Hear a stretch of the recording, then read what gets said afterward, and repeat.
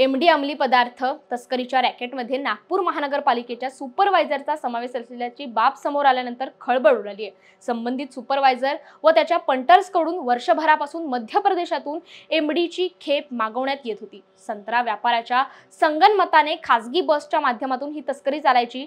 आरोपींच्या चौकशीतून ही बाब समोर आली असून पोलीस आयुक्त डॉक्टर रवींद्र कुमार सिंगल यांनी देखील याला दुजोरा दिलाय। गुन्हे शाखेच्या पथकाने बुधवारी सकाळी नंदनवन पोलीस ठाण्याच्या हद्दीत कारवाई करत 3 जणांकडून 91.18 लाख रुपयांचा मुद्देमाल जप्त केलाय। नागपूर सिटी पोलिसने काही चांगली डिटेक्शन्स केलेली आहे।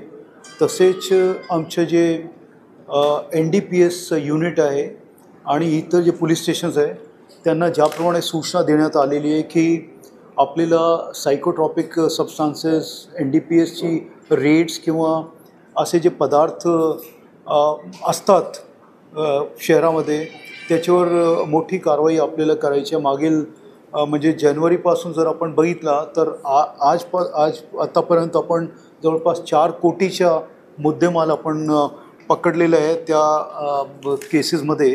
आत्ता नुकताच आमचे युनिट 3नी एक फार मोठी कारवाई केलेली आहे आणि त्यांनी एक घरफोडीच्या अंबाझरीला एक फार चांगले जे ATM कार्ड्स असतात त्याची आणि NDPS युनिटची एक मोठी कारवाई MD जे पदार्थ आहे त्याची एक कारवाई केलेली आहे। जवळपास 900 ग्राम त्यांनी पकडलेले आहे। त्याच्यात 3 आरोपी आम्ही अटक केलेले आहे।